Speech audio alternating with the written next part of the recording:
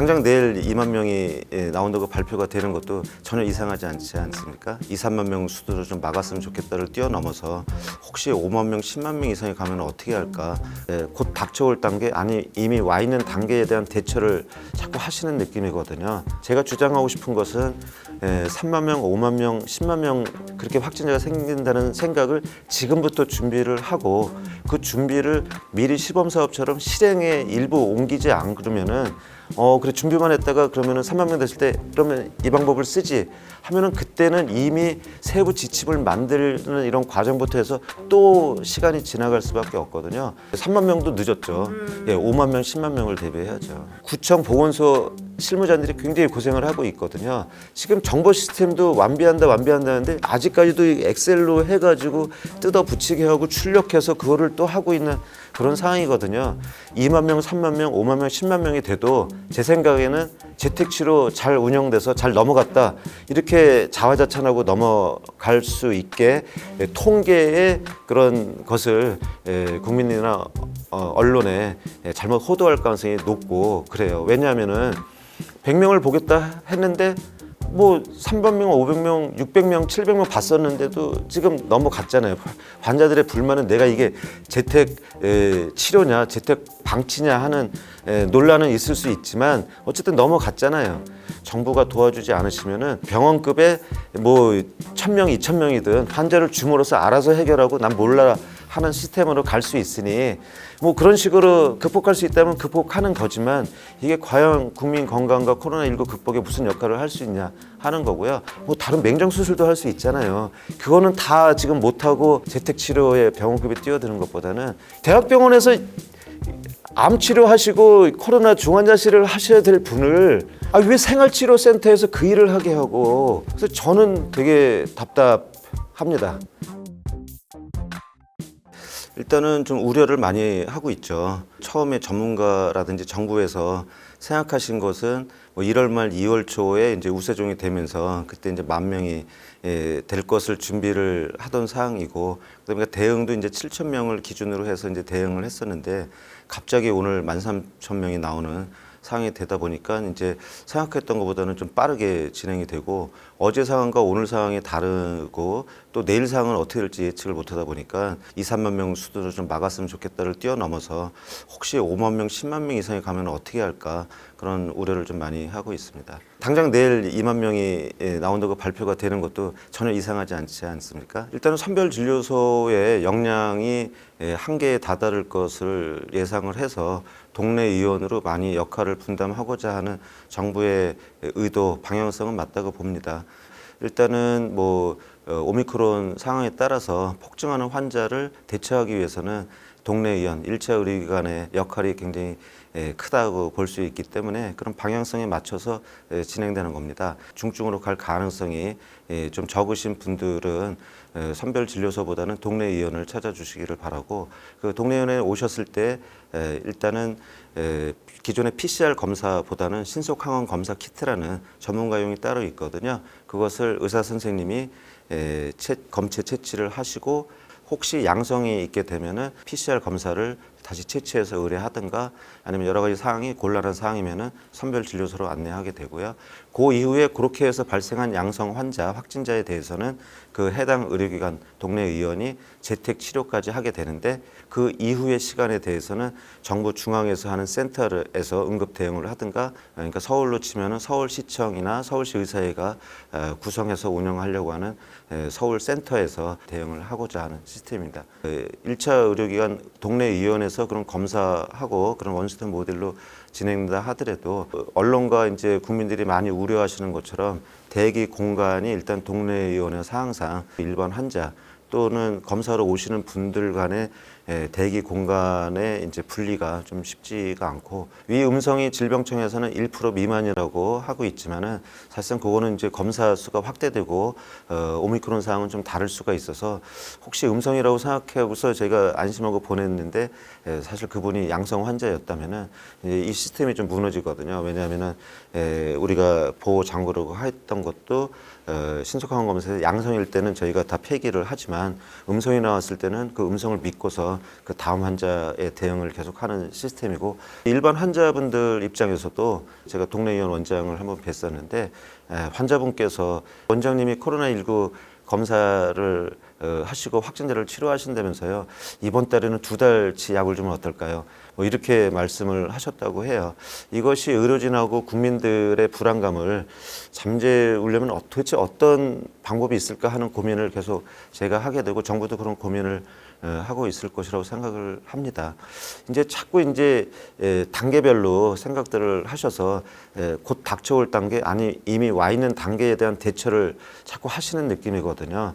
차라리 좀 길게 3만 명, 5만 명, 10만 명을 대비하는 그런 모델을 저도 이제 제안을 했고, 일부 그것이 이런 원스톱 모델에도 좀 녹아 있다고는 생각이 들기는 하는데, 기존에 지금 7천 명 시대가 며칠 갔을 때에도 환자분들의 제일 큰 민원은 왜 키트가 나한테 배송이 안 오느냐, 당일에 준다고 했는데 지금 3일째다. 이런 민원이 계속 보건소랑 관리하시는 병원에 쏟아진 민원이었거든요. 그게 제일 중요한데 그것마저 배송이 안 되는 시스템에 대해서 환자들이 얼마나 불안해 하시겠어요. 그러면서 그걸 달라고 민원 전화하는데 전화가 안 받는 시스템이 지난 12월 달에 7천 명이 며칠 갔던 시점이었거든요. 지금 13,000명이 왔는데 지금 벌써 보건소나 그런 행정부서에서는 굉장히 고충이 많을 거예요. 제가 주장하고 싶은 것은 3만 명, 5만 명, 10만 명 그렇게 확진자가 생긴다는 생각을 지금부터 준비를 하고, 그 준비를 미리 시범사업처럼 실행에 일부 옮기지 않으면은 그래 준비만 했다가 그러면은 3만 명 됐을 때 그러면 이 방법을 쓰지 하면은 그때는 이미 세부 지침을 만드는 이런 과정부터 해서 또 시간이 지나갈 수밖에 없거든요. 3만 명도 늦었죠. 5만 명, 10만 명을 대비해야죠. 이미 지금 1만 명대에서 보건소의 역량은 이미 소진이 다 돼버렸다고 생각을 하고요. 재택 관리할 수 있는 분은 재택 관리하면서 뭐 필요하면 장갑 끼시고 있어서 필요한 약도 약국에 가서 동네 약국에서 구입을 하시고, 필요한 생필품도 빨리 가셨다가 좀 찾아오시고, 이런 식의 좀 방역 지침의 급격한 완화와 함께 하셔야죠. 구로구 같은 경우에 며칠 전에 일어난 사항을 보면은 되게 까다롭고 보건소의 역량을 쓸데없이 쏟는 경우가 많아요. 엄마가 재택 치료 환자시고 아기가 갑자기 탈이 났어요. 병원에 가야 돼요. 그러면 보건소에 신고를 해야 됩니다. 재택 관리하고 있는 사람인데 나가야 되겠다고.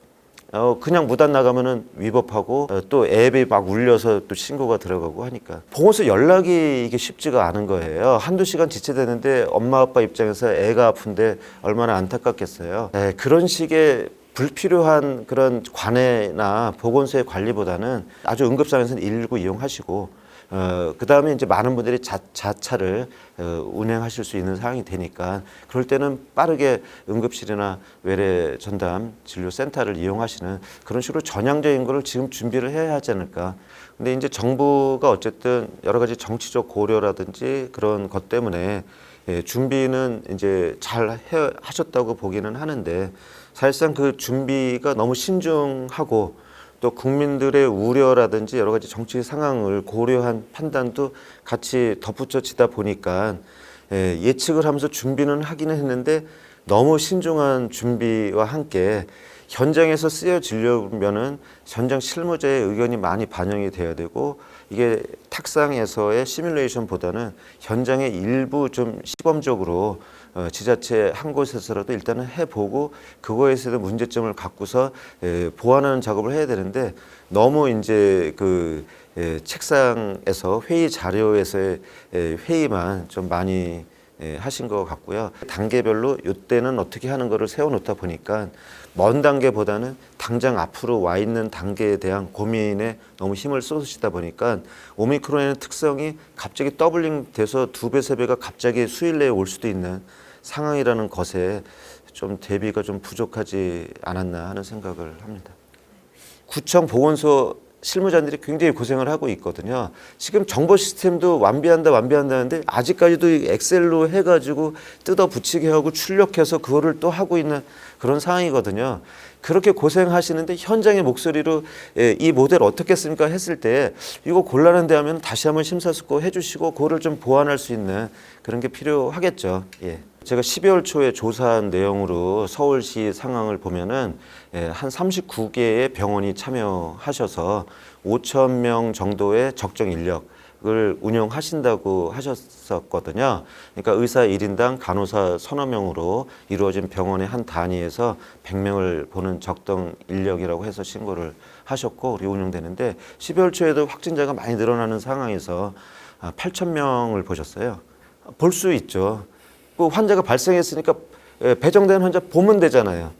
근데 의사의 충원은 바로 될 수가 없잖아요. 간호사는 그나마 이제 의사보다는 나니까 한두 명 충원해서 이제 그거를 넘어가는 거죠. 또 역시 2만 명, 3만 명, 5만 명, 10만 명이 돼도 제 생각에는 재택치료 잘 운영돼서 잘 넘어갔다. 이렇게 자화자찬하고 넘어갈 수 있게 통계의 그런 것을 국민이나 언론에 잘못 호도할 가능성이 높고 그래요. 왜냐하면은 100명을 보겠다 했는데 뭐 300명, 500명, 600명, 700명 봤었는데도 지금 넘어갔잖아요. 환자들의 불만은 내가 이게 재택 치료냐, 재택 방치냐 하는 논란은 있을 수 있지만 어쨌든 넘어갔잖아요. 그러니까 이번에도 이런 서울형 모델의 확대에 정부가 도와주지 않으시면은 또 과거 12월 달과 같이 병원급의 뭐 1,000명, 2,000명이든 환자를 줌으로써 알아서 해결하고 난 몰라 하는 시스템으로 갈 수 있으니 뭐 그런 식으로 극복할 수 있다면 극복하는 거지만 이게 과연 국민 건강과 코로나19 극복에 무슨 역할을 할 수 있냐 하는 거고요. 거꾸로 입원실 중환자실에서 일하실 간호사 구하기가 어려워지는 거예요. 그러니까 여기에서 이렇게 쓰게 되면은 더 중요한 곳에서 이제 힘들어지는 상황이다 보니까 병원급은 뭐 다른 맹장 수술도 할 수 있잖아요. 그거는 다 지금 못 하고 이런 재택 치료에 병원급이 뛰어드는 것보다는 대학병원에서 암 치료하시고 코로나 중환자실을 하셔야 될 분을 왜 생활치료센터에서 그 일을 하게 하고 그래서 저는 되게 답답합니다. 다른 암 환자라든지 다른 치료하시는 분에 대한 배려도 필요할 것이고 그거에 대해서 2차 병원, 3차 병원의 역할이 필요하다고 생각합니다.